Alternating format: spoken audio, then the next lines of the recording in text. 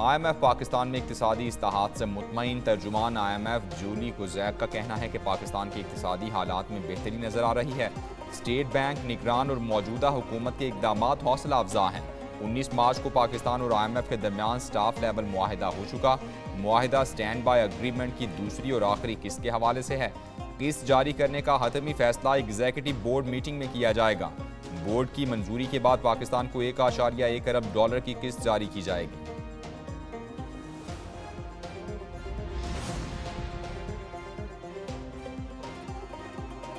IMF معاہدے کے بعد معیشت میں استحکام آیا، معاشی اعشاریے بہتری کی جانب گامزن ہیں۔ وفاقی وزیر اطلاعات عطا تارڑ کی پریس کانفرنس، بولے IMF سے مذاکرات کے بعد جو معاہدہ ہوا وہ قابل تحسین ہے۔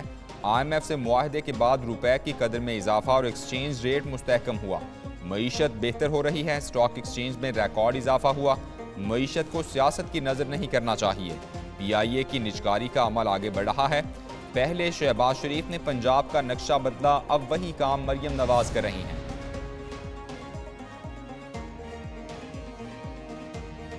وزیراعظم شہباز شریف کی زیر صدارت کابینہ کا اجلاس، تمام 6 نکاتی ایجنڈا منظور کر لیا۔ صدر SME بینک طاہر حسین کے استعفے اور نئے صدر کی تقرری کی منظوری۔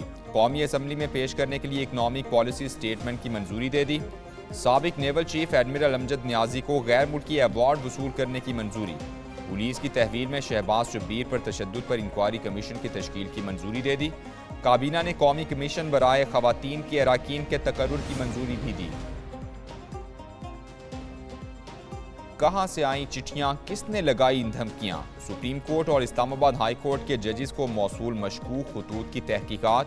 اسلام آباد پولیس کے کاؤنٹر ٹیررزم ڈپارٹمنٹ نے تحقیقات کا دائرہ بڑھا دیا۔ خطوط ایک ہی جگہ sub divisional post office satellite town Rawalpindi سے بھیجے گئے۔ پوسٹ باکسز کا معائنہ، اطراف میں بیشتر CCTV کیمرے خراب نکلے۔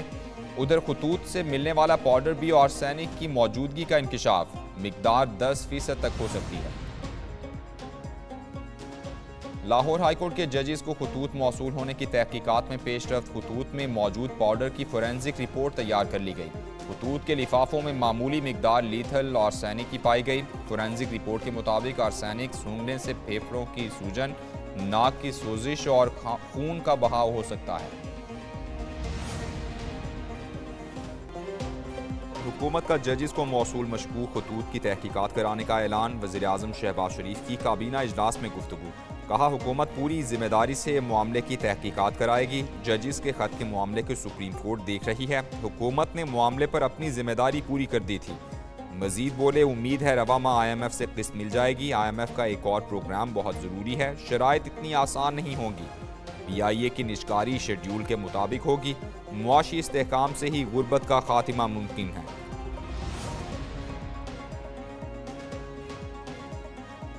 ججز کو خطوط PTI کے کسی ہمدرد نہیں بھیجے ہوں گے، صورتحال کو بگاڑ کر ریلیف حاصل کرنے کی کوشش کر رہے ہیں۔ رہنما مسلم لیگ نون رانا ثناء اللہ کی پروگرام بریکنگ بیریئرز ود مالک میں گفتگو، بولے چھپ کر کام ہو رہا ہے، ایجنسیز اور اداروں پر الزام لگایا جا رہا ہے۔ تحریک انصاف کا ججز کے خطوط کے معاملے پر کمیشن بنانے کا مطالبہ، عید کے بعد انتخابات میں مبینہ دھاندلی کے خلاف تحریک چلانے کا بھی اعلان۔ عمر ایوب کہتے ہیں اسلام آباد ہائی کورٹ کے ججز کو دباؤ میں لایا گیا، معاملے کی فل کورٹ سماعت کرے۔ اسد کیسر بولے اپوزیشن الائنس بن چکا، 12 اپریل کو ملک بھر میں جلسوں کا اعلان کریں گے۔ بشرا بی بی کے کھانے میں زہر ملایا گیا، طبی معائنہ شوکت خانم اسپتال کے ڈاکٹرز کی موجودگی میں ہونا چاہیے۔ رہنماؤں کی جیل میں بانی چیئرمین سے ملاقات کے بعد میڈیا سے گفتگو۔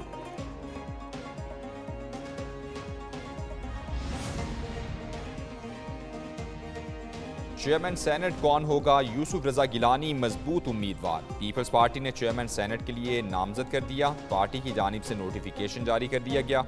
پیپلز پارٹی نے دیگر جماعتوں سے مذاکرات کے لیے کمیٹی تشکیل دے دی۔ کمیٹی میں یوسف رضا گیلانی، نوید قمر اور راجہ پرویز اشرف شامل ہیں۔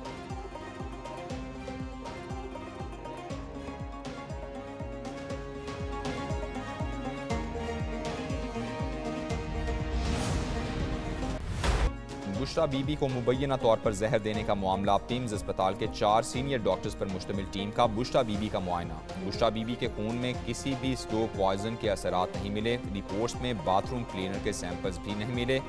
پیمز اسپتال کے 4 رکنی ٹیم نے بشرا بی بی کی صحت کو تسلی بخش قرار دے دیا۔ پی ٹی آئی قیادت نے بشرا بی بی کو سلو پوائزن دینے کا دعویٰ کیا تھا۔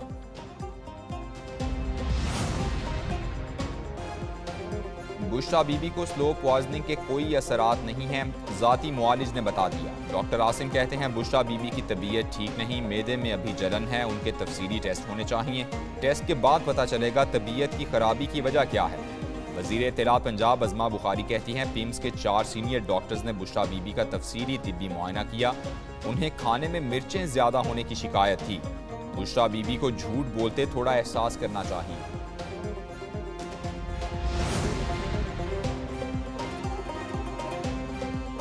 سراج الحق کا سورج غروب، حافظ نعیم کا دور شروع۔ حافظ نعیم الرحمان امیر جماعت اسلامی پاکستان منتخب۔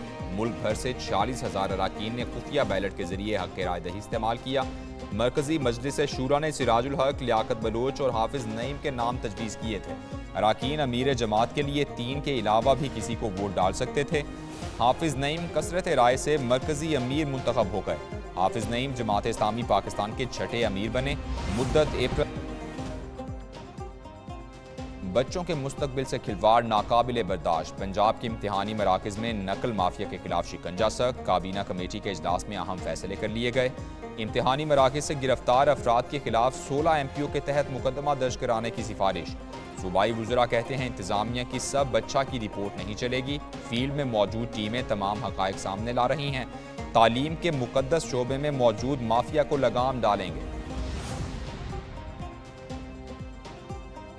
بلاول بھٹو زرداری کا ذوالفقار علی بھٹو کو خراج عقیدت، مزار پر حاضری دی اور فاتحہ خوانی کی۔ چیئرمین پیپلز پارٹی بلاول بھٹو نے لاڑکانہ میں تقریب سے خطاب بھی کیا۔ کہتے ہیں عوامی مسائل کا حل ترجیح ہے، انتخابات میں ساتھ دینے پر عوام کے شکر گزار ہیں، عوام کو ریلیف کی فراہمی ترجیحات میں شامل ہے۔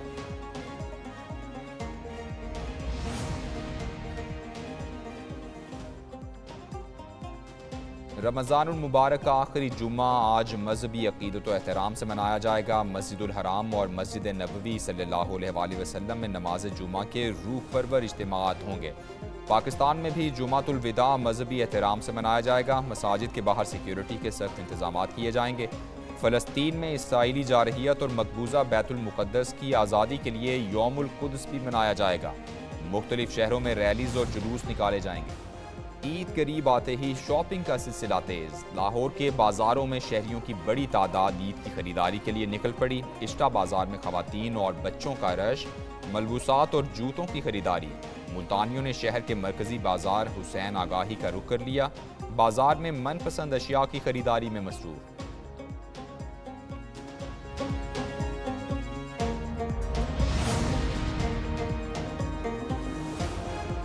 اور 19 سالہ طالبہ سب سے کم عمر اربپتی بن گئی۔ امریکی جریدے فوربس کے مطابق برازیل کی لیویا ویگورٹ دنیا کی سب سے کم عمر اربپتی ہیں۔ کالج میں زیر تعلیم لیویا ویگورٹ 1 ارب 10 کروڑ ڈالر یعنی 3 کھرب روپے کی دولت کی مالک ہیں۔ لیویا اور 26 سالہ بہن ڈورا ویگورٹ دونوں کمپنی کے 3% حصص کی مالک ہیں۔